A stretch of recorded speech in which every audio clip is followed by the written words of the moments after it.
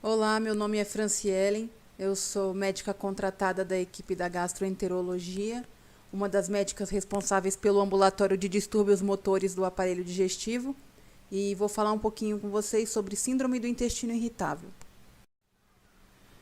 Dentre as referências utilizadas está esse capítulo de distúrbios colônicos, publicado nessa edição especial da Gastroenterology, pela equipe do ROM Foundation, disponível na internet, está o link aí para vocês.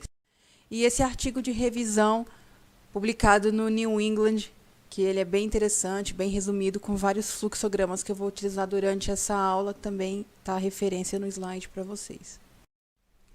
Os distúrbios motores funcionais do aparelho digestivo, eles são compostos por um amplo espectro de doença. E dentre todas as doenças do sistema digestivo, existem os distúrbios dos cólons. Os distúrbios motores funcionais do cólon, ele tem alta prevalência, a distribuição é global, pega todo o mundo, todos os níveis da sociedade, independente de sexo, idade, cor, nível socioeconômico. Ele leva a uma redução da qualidade de vida e, consequentemente, gera um impacto econômico negativo. Dentre todos os transtornos funcionais do trato digestivo, nós temos então os transtornos funcionais colônicos, e os transtornos funcionais colônicos se dividem em síndrome do intestino irritável, tema dessa aula, constipação funcional, diarreia funcional, distensão ou bloating abdominal funcional, transtornos funcionais colônicos inespecíficos, que não se enquadram em nenhum dos acima, e a constipação induzida por opioide, ela acaba sendo introduzida pelo Roma 4 como um transtorno funcional, apesar de nós sabermos que ela é relacionada ao uso da droga. A síndrome do intestino irritável é uma doença que tem critérios bem estabelecidos. Eu preciso de poucos exames complementares para o diagnóstico, lembrando então da importância de que ela não é uma doença de exclusão. Antigamente utilizavam os termos que era colite nervosa, falavam-se que era uma doença da cabeça. Esses termos eles devem ser evitados porque trazem uma conotação até pejorativa da doença. A definição da síndrome do intestino irritável é presença de dor abdominal, dando ênfase a essa dor abdominal, recorrente, associada à evacuação ou à mudança do hábito intestinal. Os critérios diagnósticos para a síndrome do intestino irritável foram publicados em 2016 no último consenso de Roma, então chamado de Roma 4, ele é a atualização do Roma 3, que foi publicado em 2006. Apesar de ter poucas diferenças entre o Roma 3 e o Roma 4, elas existem. Então, os critérios são esses. Eu preciso ter dor abdominal recorrente, e temos que recorrente significa que essa dor seja pelo menos uma vez por semana, nos últimos 3 meses, com sintomas iniciados há no mínimo 6 meses do diagnóstico. E essa dor recorrente, ela se associa a 2 ou 3 dos seguintes sintomas. A dor é relacionada à evacuação. No Roma 3, falava-se que a dor melhorava quando se evacuava. Hoje em dia, sabemos que alguns pacientes têm a dor que piora quando evacua. Então, houve essa pequena mudança. A dor se relaciona com a evacuação, melhora ou piora. Além disso, mudança na frequência evacuatória. Então, o paciente evacuava 1, 2 vezes por dia, passa a evacuar mais vezes ao dia ou passa a evacuar menos vezes na semana. Vou falar mais à frente dos subtipos. Ou então mudança na forma, aparência das fezes. Daí já diferenciando entre fezes pastosas, líquidas, sólidas, também que eu vou falar um pouco mais para frente. A prevalência mundial é de aproximadamente 11,2%, então só para dar um exemplo, se pegasse a população de Botucatu, significaria que 16 mil cidadãos seriam acometidos pela síndrome do intestino irritável, então é bastante. E ela é mais comum de mulheres jovens, não significa que não pegue também homens e idosos. A fisiopatologia ela é multifatorial. Quando falamos da motilidade alterada dos cólons, principalmente no polo paciente com sintomas mais de diarreia, a gente fala mais do aumento das contrações propulsivas de alta amplitude, uma resposta gastrocólica intensificada e hipersensibilidade retal. Então, o paciente tem essas contrações mais aceleradas e o reto ele tem uma sensibilidade para qualquer pequena quantidade de fezes, existe a vontade de evacuar. E no polo constipação, essas contrações aumentadas são as contrações segmentares, ou seja, não propulsivas. Diminui essas contrações propulsivas de alta amplitude e reduz a sensibilidade retal. Então, o paciente fica com um trânsito colônico mais lentificado e a sensação retal diminuída. Então, eu preciso de um maior volume fecal para conseguir evacuar. Falando de hipersensibilidade visceral, cerca de 60% dos pacientes são acometidos por essa alteração. Lembrando que a sensibilidade dolorosa ela precisa de vários fatores, não só de neurotransmissores, mas também aos hábitos, às situações vividas por esse paciente, as crenças, como ele foi criado, qual é a sua comunidade. Quando falamos de inflamação local, existe a resposta inflamatória dos mastócitos ativados, que lançam mediadores, que estimulam os nervos colônicos, contribuídos, então, por infecções, microbiota intestinal anormal, quantidade de bile, antígenos alimentares, todos esses levando à dor abdominal. Os fatores genéticos são muito modestos, tá? Não existem tantas evidências na literatura. Fatores psicológicos são bem evidentes, a gente sabe que esses pacientes geralmente têm mais estresse, transtorno do sono, depressão, ansiedade, somatização e vivem ou viveram situações de abuso de maneira geral. Abuso desses moral, físico, sexual.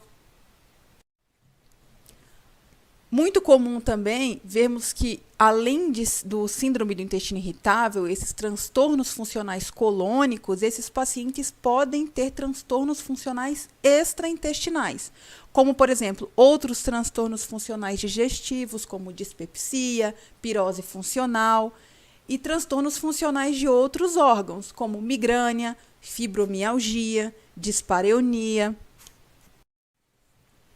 Um esqueminha aqui mostrando, então, a relação da microbiota e da inflamação. Nós vemos que uma microbiota saudável, ela mantém um pH colônico normal, mantém os colonócitos bem nutridos, ajudam no processo digestivo.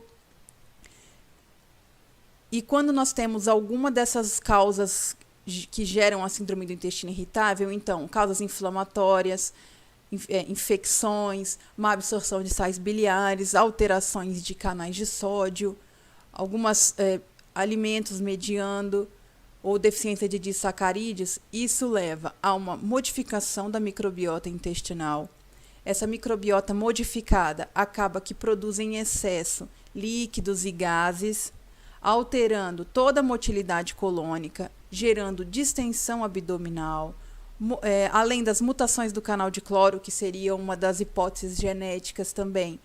Essa inflamação essa mudança da microbiota aumenta a permeabilidade intestinal das junções dos colonócitos, fazendo com que se recrutem células inflamatórias que lançam no organismo mediadores inflamatórios, modificam toda a absorção colônica e a função neuromuscular dos neurônios e do sistema motor também, causando então aumento de contração e aumento da sensibilidade dolorosa.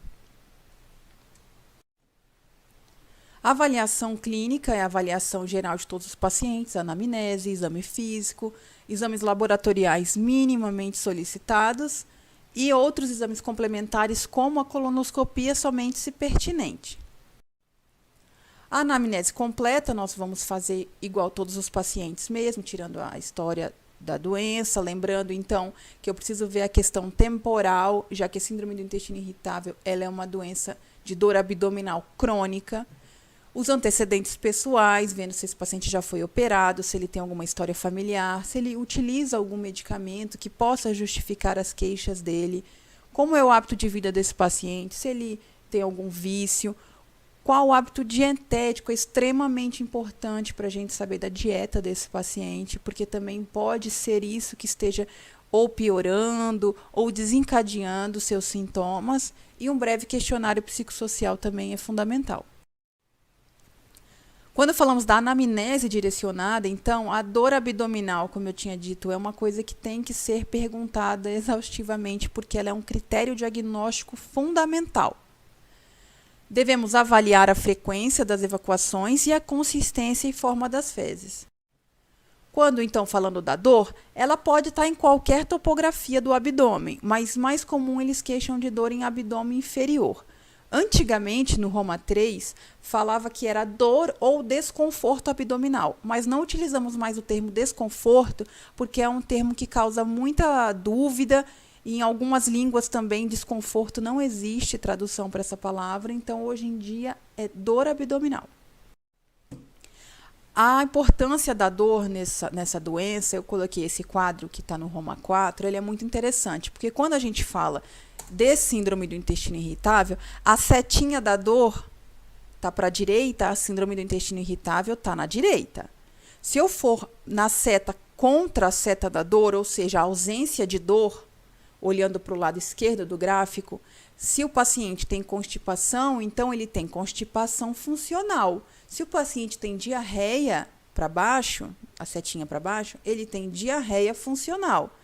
Então, no caso da ausência de dor, são esses diagnósticos. Se eu tiver dor com constipação, é o subtipo síndrome do intestino irritável, polo constipação, e eu vou falar sobre esses polos e subtipos no próximo slide.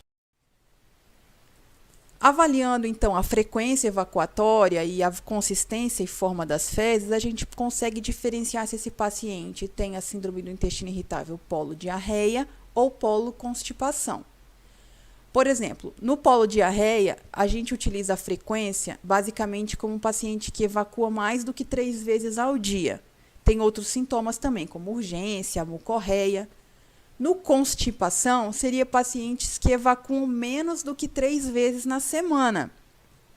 Outras queixas deles são esforço para evacuar, sensação de evacuação incompleta, sem contar também na consistência e forma das fezes, que desses pacientes no polo diarreia vão dizer fezes mais líquidas e nos constipados, fezes mais endurecidas, ressecadas.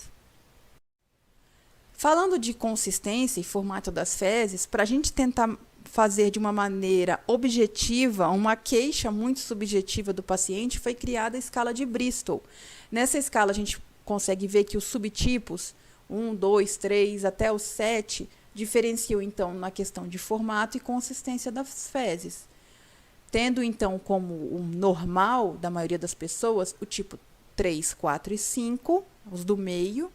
Os subtipos acima, 1 e 2, que são fezes ressecadas, do paciente que tem o polo constipação intestinal, e dos pacientes que queixam do subtipo 6 ou 7, os que têm o subtipo diarreia. Como é que a gente vê se esse paciente tem subtipo constipação, subtipo diarreia? Nos estudos científicos, acaba que nós pedimos que os pacientes, durante 2 semanas, façam um diário e anotem a frequência das evacuações e o formato e consistência dessas fezes. Se esses pacientes, então, têm mais do que 25% das evacuações anormais com fezes Bristol 1 e 2 endurecidas, eles são classificados como polo constipação. Se eles têm 25% ou mais das fezes do subtipo 6 ou 7, eles são classificados como polo diarreia. Se esse paciente ele intercala entre os subtipos 1 e 6, ele vai ser classificado como tipo misto. E se eu não consigo classificar nesses 25%, ele é indeterminado. É claro que na nossa prática clínica é muito difícil fazer essa porcentagem. Então, normalmente, o paciente fala que ele tem uma evacuação, que a evacuação habitual dele seria, por exemplo, um subtipo, um Bristol 4, por exemplo, as fezes pastosas em formato de salsicha, e quando ele está com evacuação alterada, ele tem fezes em síbalo. Então, ele não consegue muito bem quantificar essa porcentagem, mas a gente consegue ter uma ideia pela descrição dele. O exame físico, junto com a anamnese, ele tem pouca valia, nós estamos apenas buscando sinais de alarme. Normalmente eles têm uma dor abdominal difusa, palpação, nada específico. Os exames complementares, eles devem ser solicitados apenas porque algumas condições elas podem mimetizar síndrome do intestino irritável. Então, normalmente, se o paciente se enquadrou nos critérios de Roma e ele não tem sinais de alarme, alguma coisa que chame a atenção, a gente não pede os exames. Mas se, por exemplo, ele não melhorou com as respostas, com as terapias instituídas, daí sim talvez precisamos solicitar alguns exames para descartar outras causas. Colonoscopia, uma coisa muito interessante a gente discutir, porque existem critérios certinhos para a gente solicitar esse exame. Nós não devemos solicitar colonoscopia para todos os pacientes, só para provar que eles não tenham nenhuma lesão orgânica. Esse exame deve ser solicitado, é claro, para um paciente com mais de 50 anos que nunca realizou nenhum exame de rastreio para câncer de cólon. Então, a colonoscopia não é para provar que ele tem ou não síndrome do intestino irritável nesses pacientes. A colonoscopia é para iniciar um rastreio de câncer coloretal num paciente que nunca fez e tem idade para fazê-lo.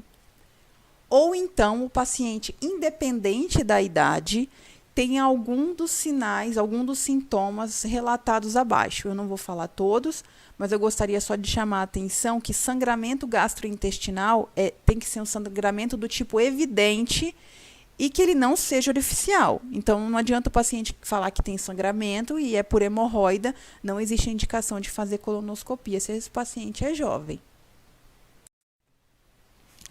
Só um fluxograma, então, resumindo tudo o que a gente falou. Se esse paciente tem sintomas crônicos de dor abdominal associada à constipação ou diarreia, nós vamos tirar uma história, fazer exame físico. Se esse exame físico é normal, eu não tenho sinais de alarme e ele se enquadrou nos critérios de Roma 4, esse paciente tem um diagnóstico positivo para síndrome do intestino irritável. Com o diagnóstico positivo, então, da síndrome do intestino irritável pelo Roma 4, eu vou considerar alguns exames complementares mínimos, por exemplo, um hemograma, um PCR, para descartar, por exemplo, uma doença inflamatória intestinal, sorologia para doença celíaca, que ela pode mimetizar, calprotectina fecal, que também é um marcador inflamatório dos intestinos. Além disso, eu vou enquadrar esse paciente no subtipo utilizando a escala de Bristol e vou iniciar o tratamento de acordo com os sintomas predominantes desse paciente. O tratamento, basicamente, então, é explicar a doença, explicar a benignidade da doença, sugerir as opções e, de preferência, como é uma doença multifatorial, necessita de uma abordagem multidisciplinar. Então, seria muito interessante se esse paciente também fosse acompanhado por um nutricionista, psicólogo, psicoterapeuta. As medidas gerais para todos os pacientes seriam modificações no estilo de vida, então, atividade física, redução do estresse, higiene do sono, e modificações dietéticas, que eu coloco uma frase que eu gosto muito: a gente tem que ensinar esse paciente que ele precisa descascar mais e desembalar menos. Hoje em dia, nessa vida corrida nossa, a nossa dieta pode ser rica em produtos ultraprocessados, a gente está comendo coisa que a gente nem sabe o que tem dentro. Falando de medidas, então, gerais, modificações do estilo de vida, uma coisa que é muito importante a gente salientar é o autocuidado, uma coisa que tem sido deixada muito para trás nessa nossa vida corrida. Então, devemos mostrar algumas alternativas para o nosso paciente de tirar um tempo no seu dia ou na sua semana para o cuidado do eu, seja ele físico, emocional, social, espiritual. É extremamente importante medidas de redução do estresse. Das modificações dietéticas, o que mais tem evidência é do aumento do consumo de fibras solúveis. Então, lembrando que as fibras solúveis devem ser aumentadas ao longo da semana de maneira bem gradual, porque elas podem dar sintomas se forem aumentadas abruptamente. E evitar nesses pacientes fibras insolúveis inicialmente, como os farelos, farelo de trigo, qualquer produto das cascas dos grãos, eles podem dar mais gases, distensão abdominal e mais dor. Então, evitar alimentos que tenham gordura, que produzem gases, a cafeína e o álcool, que também estimulam as contrações colônicas, podem aumentar o trânsito intestinal e aumentar a dor abdominal. Eu coloquei um asterisco aí nos alimentos produtores de gases, porque é uma coisa que tem sido muito debatida também e que tem evidência na literatura, que são esses alimentos, os FODMAPs. Os FODMAPs é uma sigla que quer dizer oligosacarídeos, disacarídeos, monossacarídeos e polióis fermentáveis. Então, são tipos de açúcares e álcool que fermentam e que causam muito desses sintomas de dor abdominal e distensão e bloating. Esses FODMAPs, então, eles são processados por essas bactérias da microbiota intestinal, acabam que depende, inclusive, da composição da microbiota, depende também da quantidade desse FODMAP ingerido, da composição desse alimento, pode ser com que haja maior produção de gás e maior lançamento de água e eletrólito para dentro da luz intestinal. E aí, a depender, então, da resposta emocional e desse sistema nervoso central do paciente, com hipersensibilidade visceral, pode desencadear ou piorar os sintomas. Só para dar um exemplo, então, dos alimentos que contêm FODMAP, eu vou deixar esse gráfico aí para vocês, mas 2 alimentos são muito consumidos, né, no nosso meio pelo brasileiro, principalmente a lactose e o feijão. São alimentos que a gente consome, às vezes, todos os dias e nem percebe, é muito comum do brasileiro, né? E, além disso, coisas que a gente consome até sem saber e sem ver, como, por exemplo, as altas doses de frutose contida em alimentos ultraprocessados e até as altas doses de frutose, por exemplo, em suco de fruta. Você acha que tem mais frutose você chupar uma laranja ou tem mais frutose você tomar um copo de suco de laranja que contém, às vezes, 5 laranjas espremidas, né? Então, a gente tem que orientar também isso para o nosso paciente. E ao lado direito ali nós temos os polióis, que são adoçantes, esse sorbitol, manitol, xilitol, que são consumidos sem a gente saber, porque eles são adoçantes muito utilizados pela indústria alimentícia, estão presentes em bebidas adoçadas, refrigerante, sucos, chiclete, bala, então a gente tem que ficar atento nisso também. Um vídeo aqui mostrando um pouco sobre os FODMAPs, uma nutricionista fez esse vídeo, e eu achei interessante que em 12 de abril ele tinha quase 600 mil visualizações, estava explicando um pouco da dieta do FODMAP, e os comentários do vídeo é interessante. Ó, já convivo com isso há tanto tempo, nem sei como é não ir ao banheiro todos os dias, só queria comer um dia e não passar mal. O último, ó, elimine tudo da sua vida, não coma nada, viva de luz. Então, assim, a gente tem que... realmente é difícil fazer essa dieta sem os FODMAPs, porque são muitos alimentos, vocês viram. É interessante que essa orientação seja dada por um nutricionista. Não é uma orientação de uma consulta só. Tem que ser várias consultas. A dieta, na verdade, é assim que a gente faz. A gente orienta que esse paciente faça uma dieta com baixa quantidade de FODMAPs por algumas semanas. Depois, os FODMAPs são reintroduzidos devagar. E essa reintrodução vai ser observado qual é o alimento que dá mais sintoma, qual é o alimento que piora. E aí sim, esse paciente vai... Primeiro, saber qual é o alimento que causa o seu sintoma. Então, ele vai saber que se ele comer aquilo, ele pode passar mal. Vai saber também qual alimento que ele pode comer e que ele vai sentir que ele não vai ter problemas. Então, esse ajuste ele é muito individualizado, é muito personalizado. Então, tem que ser feito por um nutricionista bem treinado também nessa área. E lembrando que existem várias opções com baixa quantidade de FODMAP, só para dar um exemplo aí de vegetais, frutas, cereais que podem ser consumidos por esses pacientes. Falando de tratamento farmacológico, ele também é individualizado. Eu preciso saber da intensidade e frequência dos sintomas, qual é o sintoma predominante, será que ele tem o pior sintoma dele é a dor, o pior sintoma dele é a diarreia, é a constipação, porque eu vou trabalhar nisso para melhorar a qualidade de vida do meu paciente. No polo constipação, nós fornecemos aquelas medidas gerais e temos laxantes osmóticos, como, por exemplo, o polietilenoglicol, pode ser utilizado para fazer com que essas fezes fiquem um pouco mais líquidas. Existe o agonista do receptor da serotonina, o 5-HT4, que acelera também o trânsito colônico, como, por exemplo, a prucaloprida, tem evidência científica, infelizmente não temos no Brasil. Além disso, os secretagogos intestinais, como a lubiprostona, o linaclotídeo, que aumentam a secreção de líquido, aumentam a secreção de cloro, bicarbonato e aceleram o trânsito intestinal. Também não temos disponível no nosso meio, infelizmente. No polo diarreia, além das medidas dietético-comportamentais, nós podemos utilizar drogas que têm ação nos receptores opiáceos, como a loperamida, que é a droga que temos no Brasil disponível, o famoso Imosec, faz com que o trânsito intestinal fique mais lentificado. Então, esses pacientes acabam que conseguem evacuar fezes um pouco mais consistentes e irem menos vezes ao banheiro.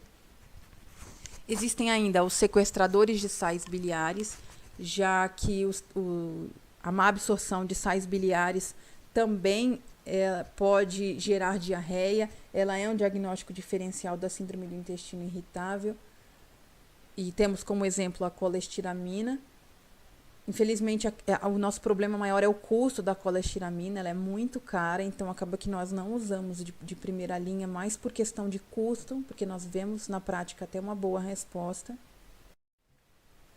Existe ainda o antagonista do receptor da serotonina. Então, eu falei do agonista no polo constipação. Estou falando do antagonista no polo diarreia. Eles retardam o trânsito colônico.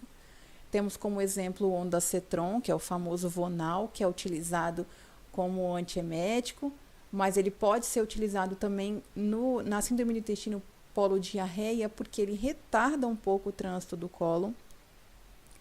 Os antibióticos não absorvíveis, como a rifaximina, já que uma das hipóteses da doença seria por alterações da microbiota intestinal, a rifaximina atuaria nessa questão, porém não é disponível no Brasil.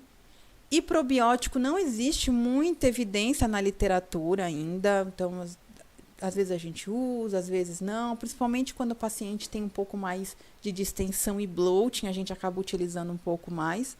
Na literatura, a cepa que um pouco mais teve de evidência em comparação com o placebo foi essa daí, o Bifidobacterium infantis. De dor abdominal, aí eu não estou falando muito se é polo-constipação ou diarreia. Além das medidas dietético-comportamentais, nós temos alguns antiespasmódicos, como o otilônio, o brometo de pinavério e a trimebutina. Como eles são antiespasmódicos, eles podem também causar um pouquinho mais de constipação. Então, pode ser que eles tenham um efeito melhor até no polo diarreia. Mas nós também utilizamos um pouco no polo constipação, quando a dor abdominal é o que mais incomoda. O óleo de hortelã-pimenta em cápsulas enteroresistentes também não tem disponível no Brasil, é o Coppermint, nos Estados Unidos. Ele também tem ação antiespasmódica. E podemos utilizar também os antidepressivos, que eles agem no papel eixo, eles têm um papel no eixo cérebro-intestino, fazendo com que haja um melhor processamento dessa dor da distensão colônica. Então, nós temos os tricíclicos, que o interessante é que os tricíclicos, além de atuar na modulação da dor, eles são anticolinérgicos, então eles são interessantes para utilizar no polo diarreia. E os inibidores da recaptação de serotonina, eles aumentam a motilidade e a secreção intestinal, então eles são interessantes para serem utilizados mais no polo constipação. Só uma tabela essa tabela foi tirada do Roma 4, né? dos tipos de sintomas, das terapias propostas e das doses. Eu não quis muito me estender, nós não temos tempo para falar especificamente sobre isso. Existem ainda os tratamentos psicológicos e tratamentos com terapias alternativas. Na literatura, os tratamentos psicológicos de terapia cognitivo-comportamental e terapia de relaxamento são as que mais têm evidências, que mais foram estudadas. Mas também temos psicoterapia, acupuntura, hipnoterapia, uso de melatonina, transplante de microbiota fecal também já está sendo utilizada. Então, várias opções alternativas que podem ser utilizadas. Para concluir, então, eu gostaria de deixar para vocês bem claro, espero que eu tenha conseguido passar durante a aula, que a síndrome do intestino irritável é uma doença funcional do trato gastrointestinal, caracterizada, então, basicamente por dor abdominal que se relaciona com a evacuação. Então, é importante saber que, apesar dela não ter exames complementares capazes de provar esse diagnóstico, mostrar para o paciente uma lesão orgânica, ou até mostrar para o médico também, muitas vezes, essa doença existe, ela tem critérios diagnósticos bem definidos, e os seus sintomas, elas causam muita angústia e muito sofrimento para esse paciente, que às vezes chega no nosso consultório depois de já ter passado por vários especialistas. Então, desse modo, nós médicos temos que ter uma postura empática, tranquilizar o nosso doente, explicar a doença que ele tem, explicar a benignidade do quadro, explicar por que acontecem os seus sintomas e daí oferecer opções terapêuticas para ele, para aliviar as queixas e promover uma boa qualidade de vida para os nossos pacientes. Os trabalhos todos mostram que essa relação médico-paciente é uma das principais coisas para o sucesso da terapia desses pacientes. Então, vamos olhar para eles com muito carinho. Muito obrigada.